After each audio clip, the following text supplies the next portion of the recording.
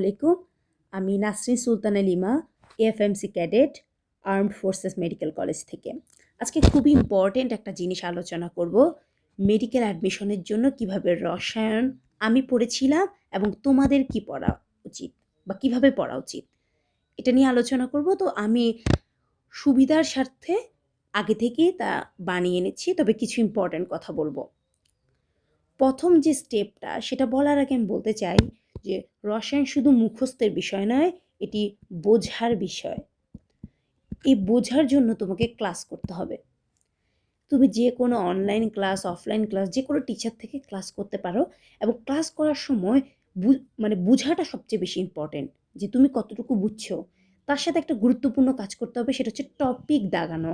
অনেক সময় দেখো বলে দেয় সংকরায়নের এই চার্টটা অনেক ইম্পর্টেন্ট, তখন তুমি এখানে একটা 3 স্টার বা ইম্পর্টেন্ট এরকম কিছু লিখতে পারো, যা তোমার পরবর্তীতে পড়ার সময় সুবিধা হবে অনেক। অথবা অথবা কেন লিখছে, অনেকেই এটা সাজেস্ট করে, এটাও হয় এটাও হয়, কিন্তু তোমাকে বুঝতে হবে তুমি এখন সেকেন্ড টাইমার, ফার্স্ট টাইমার নাকি প্রি মেডিকেল স্টুডেন্ট। প্রশ্ন ব্যাগ অ্যানালাইসিস করে নিজে টপিক দাগানো, এটা ফার্স্ট টাইমারদের জন্য পুরো ক্রস। আমি এটা করতে গেছিলাম, খুবই টাইম কিলিং একটা জিনিস, খুবই টাইম কিলিং। যারা সেকেন্ড টাইমার আর এইচএসসি স্টুডেন্ট আছো তাদের জন্য এটা মাস্ট।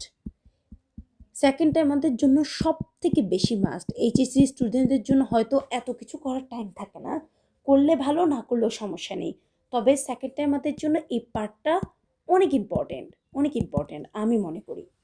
ঠিক আছে, তো আমরা ক্লাস করলাম, গুরুত্বপূর্ণ টপিক দাগানো হলো। তারপর স্টেপ 2তে কী করব? স্টেপ 2তে যেহেতু ক্লাসটা করা শেষ, এখন আমরা মূল বইটা ভালোভাবে রিডিং দিব, রিডিং বা পড়বো আর কি, মানে একদম দাগিয়ে। এখানে অনেকে অনেক কালির রং ব্যবহার করে, লাল কালি, নীল কালি, অনেক ভালো। তবে তোমাকে বুঝতে হবে যে লাল কালির চেয়ে এখানে ইম্পর্টেন্ট হচ্ছে পুরো বইটা ভালোভাবে, সুপারফিশিয়ালভাবে কে কত ভালোভাবে এটা রিডিং দিছে বা মাথায় মস্তিষ্কে এটা নিতে পারছে। সবচেয়ে ইম্পর্টেন্ট রসায়নের ক্ষেত্রে হচ্ছে সেটা হচ্ছে কনসেপ্ট ক্লিয়ার করা। আমার ক্ষেত্রে আমার রসায়নের কনসেপ্ট অনেক ক্লিয়ার মাশাল্লাহ, যার কারণে আমি তোমার বই যত মানে কম রিডিং দিই, বেশি রিডিং দিই, আমি বুঝতে পারি প্রশ্নটা কোথা থেকে আসছে, কিভাবে হয়েছে, কিভাবে অ্যান্সার করা যায়। মুখস্থ কিছু কিছু আছে যদিও, তবে কনসেপচুয়াল প্রশ্ন স্যাররা বেশি দিতে পছন্দ করে, এটা তোমাকে বুঝতে হবে। তো মূল বইটা ভালোভাবে রিডিং দিবা। তারপর এটা না করতে চাইলে সহায়ক বই বারবার রিডিং পড়বা। এখন অনেকে বলতে পারে কিভাবে মূল বই ছাড়া কিভাবে? মূল বই ছাড়া তো সম্ভবই না। হ্যাঁ, সম্ভব না, এটা কখন? আমার ক্ষেত্রে আমার উদাহরণ দিলে তোমরা সবচেয়ে ভালো বুঝতে পারবে। কেমিস্ট্রি ফার্স্ট পার্ট যখন ছিল, তখন আমি এটা অনেকবার বই রিডিং দিছি এইচএসসি সময় থেকে, তাই আমি জানি কোথায় কি আছে। তাই আমি কেমিস্ট্রি ফার্স্টের জন্য আমি এই মেথডটা ইউজ করেছি। কিন্তু কেমিস্ট্রি সেকেন্ডে আমি বই রিডিং দিছি একবার, তাও একবার দিছি, কিন্তু একবার দিছি, অনেকে তো একবারও দেয় না। তাও আমার কাছে মনে হচ্ছে কোথায় কি আছে আমি এখনো জানি না, তাই তখন আমি সহায়ক বই বেছে নিয়েছি। কিন্তু সহায়ক বইয়ের ক্ষেত্রে একটা সমস্যা, কি অনেকবার পড়া লাগে। তোমার মূল বইয়ের ক্ষেত্রে অনেকবার পড়া লাগে, কিন্তু মূল বইয়ের ক্ষেত্রে এইচএসসিতে অনেকবার পড়া অলরেডি আছে, তাই এখানে একবার দিলে হয়ে যায়। বাট এক্ষেত্রে যেহেতু আগে পড়া নাই, তাই বারবার দিতে হবে, বারবার।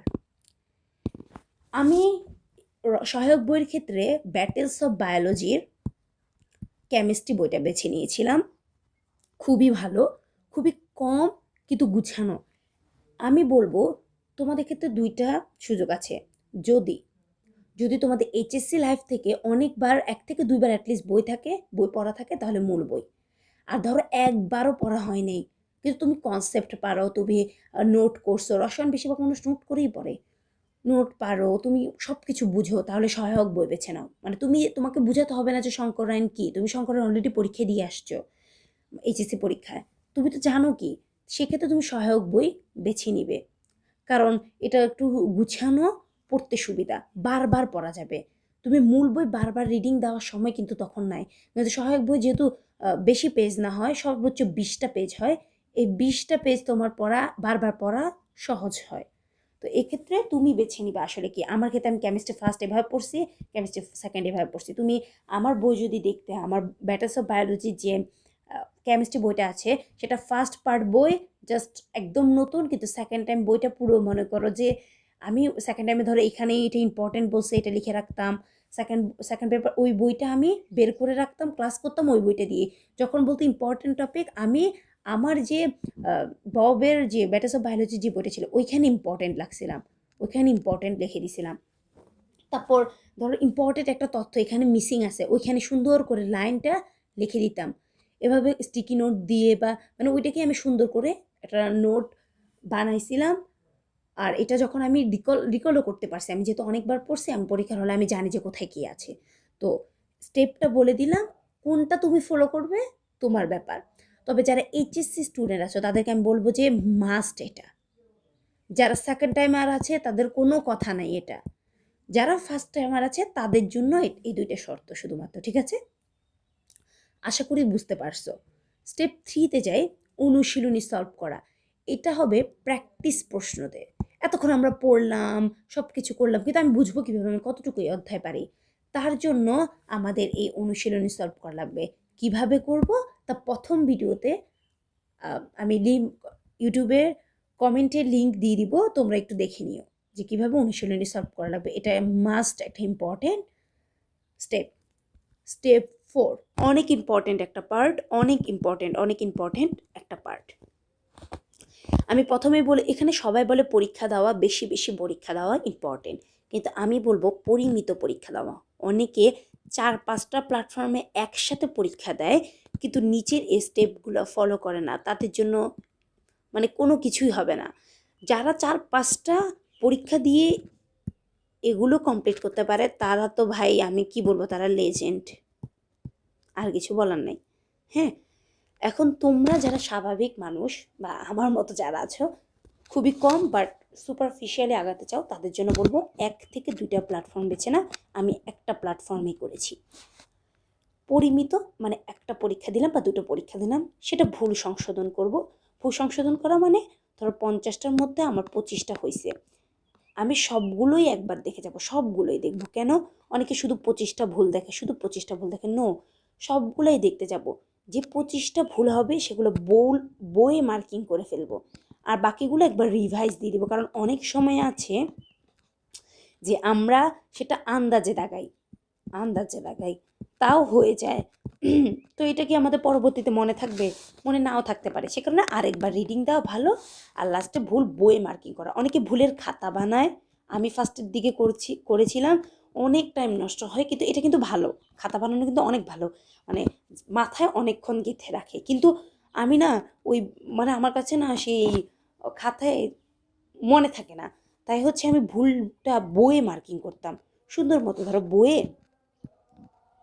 বই এই অংশটায় ধরো ভুল হয়েছে, আমি এখানে একটা কালি দিতাম, তো ওইটার মানে কি আমার ওই টপিকটা আরেকবার পড়তে হবে, ঠিক আছে? তো আমি এভাবে করতাম, যার কারণে যে পরীক্ষা দেওয়া সেটার বেনিফিট আমি পাইছি। তো এটাই হচ্ছে স্টেপ 4। এখন স্টেপ 5-এ যাব, যেটা হচ্ছে সব থেকে বেশি ইম্পর্টেন্ট।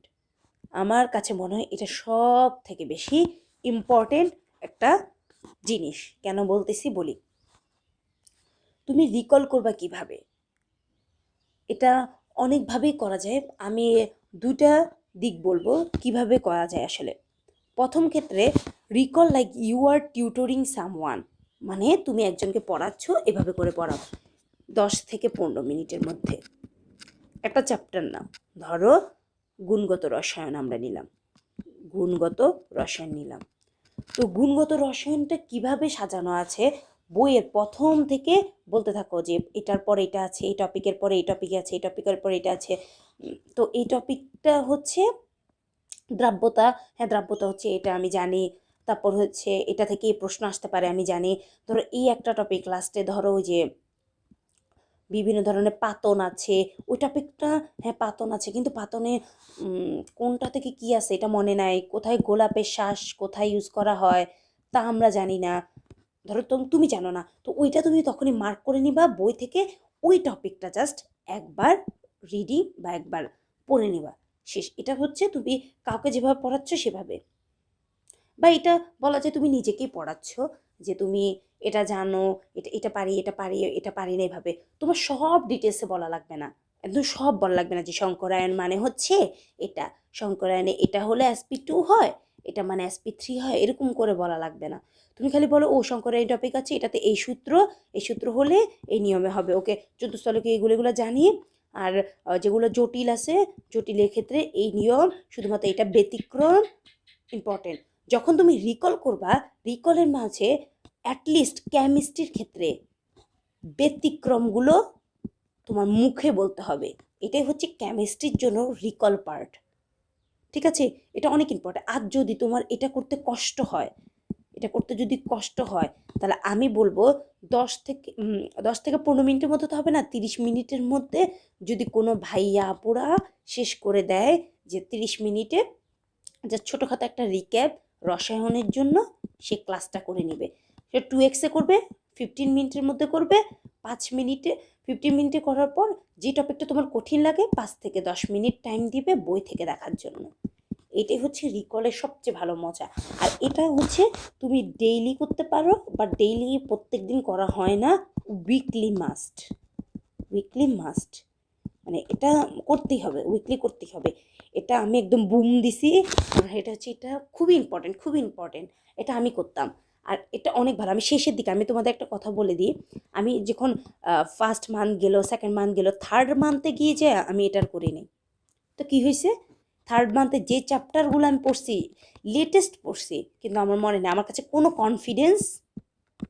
কনফিডেন্স নাই। আমার কাছে মনে হইতেছে এই চ্যাপ্টারটা আমি পারি না, কারণ এটা আমি পড়তে পারি নাই, পড়াইতে পারি নাই ক্ষেত্রে। তাই আমি বলবো এটা অনেক ইম্পর্টেন্ট একটা স্টেপ। আরেকটা কিছু কথা বলতে চাই, অনেকে বলবা এক্সট্রা রাইটার কি পড়বো? আমি সরাসরি না বলি। তুমি যদি যদি তুমি মূল বইয়ের একেবারে 100টা প্রশ্নের মধ্যে যদি 99 প্রশ্নটা পারো, তার মানে তুমি তারপর যে এক্সট্রা রাইটার ধরবা, কোনো দরকার নেই। আর রসায়নের ক্ষেত্রে তো নাই, রসায়নের কনসেপ্ট মেইন, এই কনসেপ্টটা যে কোনো বই সেম, তো কনসেপ্টটা পারলেই তো তুমি 70%, 60 থেকে 70% পেরে গেছো। আর 30%-এর জন্য তুমি পড়বো হচ্ছে মূল বই, ওইখান থেকে তুমি 20% পেরে গেছো, আর 10% তোমার পারার দরকার নেই।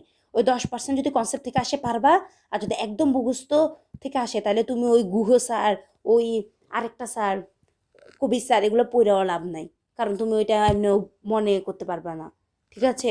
তাই আমি বলতেছি এত বেশি প্যারা না নিয়ে মেইন বইটা, আর যদি সহায়ক বই বেছে নাও তাহলে সহায়ক, এই দুইটা জিনিসটা একটু যেটা ধরবা সেটা ভালোভাবে, মানে কোনো ফাঁকি দিবা না, নিজের কাছে ফাঁকি দিবা না, এটা হচ্ছে সব থেকে বেশি ইম্পর্টেন্ট।